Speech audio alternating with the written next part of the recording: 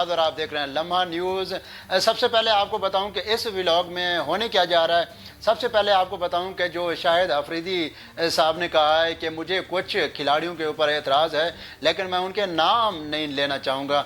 एक तो उसके ऊपर डिटेल बात करेंगे। भाई अगर नाम नहीं लेना तो फिर इस तरह की स्टेटमेंट देने की क्या ज़रूरत थी अबहम पैदा करने की। और दूसरी सबसे बड़ी जो बात है वो मैं डिस्कस करूँगा कि किन नामवर खिलाड़ियों ने पाकिस्तान की टीम को फेवरेट कंसीडर किया है, फेवरेट कहा है कि ये क्योंकि होम ग्राउंड और ओवरऑल देखा जाए तो ये पाकिस्तान की टीम इस इवेंट की फेवरेट टीम हो सकती है। तो वो कौन मायनात खिलाड़ी हैं उसके ऊपर बात करेंगे और उनके पीछे वजूहात उन्होंने क्या दिए हैं कि पाकिस्तान फेवरेट टीम है इस इवेंट की। एक और सबसे बड़ी बात आगे मैं जाकर डिस्कस करूंगा इन दो चीज़ों के बाद कि आईसीसी चैंपियन ट्रॉफी का जो पहला मैच है जिसमें पाकिस्तान और न्यूजीलैंड मध्य मुकाबले हैं, तो कौन सा पलड़ा भारी रहेगा और कौन सी खिलाड़ियों में रद्द-बदल करना पड़ सकता है या शायद हो भी चुका हो मेरे इस व्लॉग करने के दौरान। न्यूजीलैंड की टीम में और पाकिस्तान की टीम में भी इस तरह के इम्कानात हैं। तो जी नाज़रीन, बाकायदा तौर पे इस व्लॉग का आगाज़ करते हैं। सबसे पहले शाहिद खान अफरीदी साहब से जब मीडिया के कुछ साथियों ने पूछा कि आपको पाकिस्तान की टीम कैसी लगती है या क्या इसको समझते हैं इसमें इतना पोटेंशियल है जज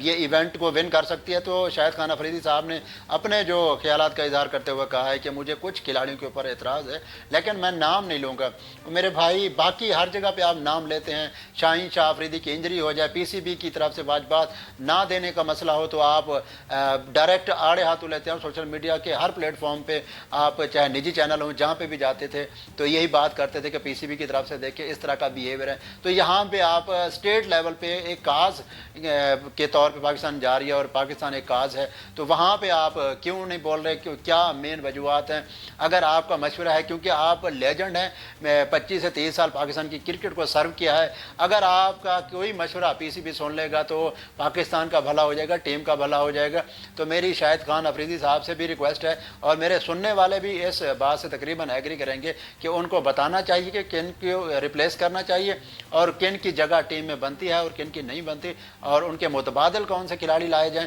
इनके बारे में शाहिद खान अफरीदी को ज़रूर डिस्क्लोज करना चाहिए। और क्योंकि कल का दिन है उससे पहले अगर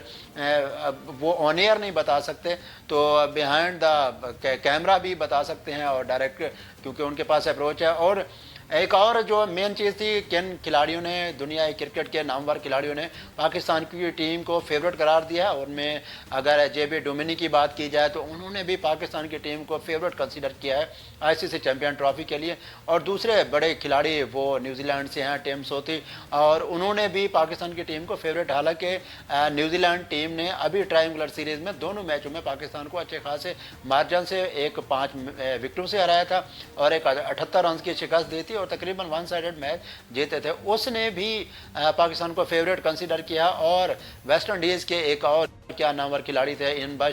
बिशप, वो यहाँ पे as an I think umpiring के भी फ़राइज़ सर अंजाम देंगे और यहाँ पे एज अ चीफ गेस्ट भी थे ओपनिंग सेरेमनी में, तो उन्होंने भी पाकिस्तान को फेवरेट कंसीडर किया। इन सब के पीछे वजूहत की थी और उन्होंने किस वजह से पाकिस्तान को फेवरेट कंसीडर किया है, तो उन्होंने जो मेन तीनों का जो कहें कि करेक्ट है वो यही है कि पाकिस्तान को होम ग्राउंड का एडवांटेज होगा, होम इस एनवायरनमेंट का एडवांटेज मिलेगा और सबसे बड़ी बात यह है कि जो यहाँ की कंडीशंस हैं ये पाकिस्तानी ज़्यादा अवेयर होंगे एज़ कम्पेयर टू जो बाहर की टीमें आएंगी। तो ये तीन बड़े नाम थे जिन्होंने पाकिस्तान की टीम को फेवरेट कंसीडर किया है होम कंडीशंस की वजह से, होम क्राउड कि आप उनको पाकिस्तान को फेवर मिलेगी। और इसके अलावा पाकिस्तान इस कंडीशंस में अभी तकरीबन 1 साल हो गया है खेलते हुए, तो इन कंडीशंस को अच्छी तरीके से समझ सकता है। और एक और बात आपसे करनी थी जो डिस्कस है, न्यूजीलैंड की टीम में कुछ चेंजेस के इम्कानात हो सकते हैं, अगर नहीं हो रहे तो क्यों नहीं हो रहे, तो उसमें मैं यहाँ पे एक बात करूँगा कि आपने देखा होगा कि मैथ्यू थे जो उन्होंने 150 की डेब्यू इनिंग खेली थी, तो वो मैथ्यू बार्के, तो उन्होंने 150 की जब इनिंग खेली डेब्यू मैच में, तो उसकी इस स्क्वाड में आने के काफ़ी ज़्यादा चांसेस थे और लग भी रहा था क्योंकि उनकी बॉडी लैंग्वेज और जिस तरीके से वो उन्होंने इनिंग खेली थी तो उनकी टीम में वापसी और आईसीसी चैंपियन ट्रॉफी के लिए। लेकिन अगर पाकिस्तान होता तो पता नहीं है सोशल मीडिया पे अभी तक क्या कुछ चल चुका होता, लेकिन न्यूजीलैंड ने ابھی تک اس کو ICC چیمپئن ٹرافی کے لیے کنسیڈر نہیں کیا، ابھی تک وہ ٹیم میں شامل نہیں ہوئے، نہ ہی اسکواڈ کا حصہ بنے ہیں۔ تو یہ دیکھیں یہ ان کی یہ ان چیزوں میں الجھتے نہیں ہیں۔ اب پاکستان میں آپ کی اگر ٹاپ پہ ٹیم چل رہی ہے، ٹاپ 11 ہے، تو کسی قسم کا کوئی ان میں کمی بیشی نہیں ہے، لیکن اگر کہیں سے ڈومیسٹک میں یا کہیں پہ کوئی لیگ میں پرفارم کرتا ہوا نظر آ جائے تو فوراً سے وہاں سے پک کریں گے اور پوری ٹیم کا بیڑا غر کریں گے، ساری اس کی اسٹریٹجی ہو گئی، overall team body language ہو گئی، کمبینیشن ہوتا ہے، سارا کا سارا ڈسٹرب کر دیتے ہیں۔ اسی طریقے سے آپ نے دیکھا ہے کہ اگر بابر اور رضوان کی جوڑی میں کوئی مسئلہ تھا تو وہ رن ریٹ کا تھا، اسٹرائک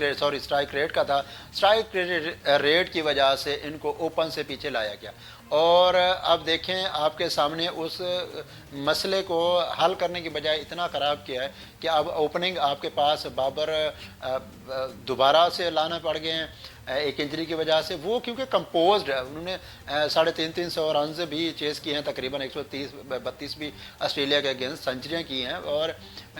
سکور کیے ہیں، اور دونوں نے کیا کمال کی پارٹنرشپیں لی ہیں۔ تو یہاں پہ جب جیسے ہی تھوڑی سی اسپیس کریٹ ہوئی تو دونوں کو آپ نے دیکھا ہے کہ رضوان اب کس نمبر پہ آ رہے ہیں، چوتھے نمبر پہ، پانچویں نمبر پہ، مطلب ٹیل انڈر بیٹر بن گئے ہیں، تو کبھی آ کے وہ تیسرے نمبر پہ بھی آ کے بیٹنگ کرتے ہیں، تو یہ ایک الجھن ہو جاتی ہے۔ لیکن دیکھیں نیوزی لینڈ نے حالانکہ وہ ڈیبیو میچ میں 150 رنز کرنے والے دنیا کے تقریباً کرکٹ کے پہلے کھلاڑی بنے تھے، لیکن انہوں نے کوئی رسک نہیں لیا، جو انہوں نے اپنا مائنڈ سیٹ رکھا ہوا تھا اس میں کوئی تبدیلی نہیں لے کے آئے، وہی سیٹ ہے جو اسکواڈ ہے اسی میں سے 11 انہوں نے سلیکٹ کرنی ہے، اور پاکستان کے لیے خطرے کی گھنٹی کافی زیادہ ہو سکتی ہے، کیونکہ آپ نے دیکھا ہے کہ ایک تو ہم ٹرائنگولر سیریز ہارے ہیں، اور دوسری سب سے بڑی مین جو وجہ ہے ہوم کنڈیشنز میں ہمارے سے اچھا انہوں نے سمجھا ہے، اور ڈومینیٹنگ کرکٹ کھیلی ہے، ڈومینیٹنگ رول پلے کرتے ہوئے، چاہے کین ولیمسن کو دیکھ لیں، کانوے کو دیکھ لیں، فلپس نے کیا کمال سنچری کی تھی، تو اوور آل ان کی باڈی لینگویج، سینٹنر ان کے کیپٹن ہیں، تو ان کی باڈی لینگویج سے لے کے اب وننگ یہ ٹرافی ون کرنے کے بعد ایک اور باڈی لینگویج کے ساتھ اتریں گے، تو پاکستان کے اوپر کافی پریشر ضرور ہوگا، کیونکہ ابھی تک کمبینیشن کا ایشو ہے، مڈ ہے، ابھی تک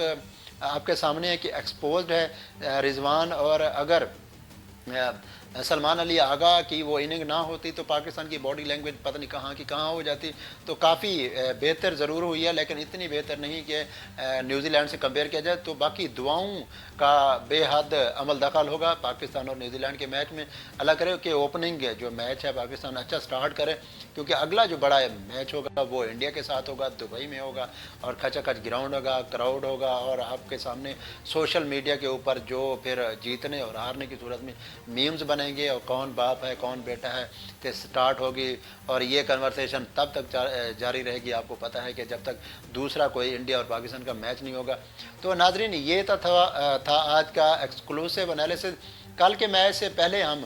پری میچ انالیسز بھی کریں گے، اور اس کے بعد پوسٹ میچ انالیسز بھی کریں گے، اور ساتھ میں ایک اور میرے چاہنے والوں کے لیے اور جو ہماری آڈینس ہے اس کے لیے کہ ہم لائیو کمنٹری کا بھی اہتمام کر رہے ہیں، اور لائیو کمنٹری پورے میچ کی آپ کو دیکھنے کو ملے گی، اور انجوائے بھی کریں گے، اور ساتھ میں چل بھی کریں گے۔ اگر ایک سائیڈ پہ آپ اسکرین پہ میچ دیکھ رہے ہیں تو دوسری سائیڈ پہ ہماری کمنٹری سننا مت بھولیے اور انجوائے کریں گے۔ تو ملتے ہیں پھر کل کے پری میچ انالیسز میں، مجھے دیجیے اجازت، اللہ نگہبان۔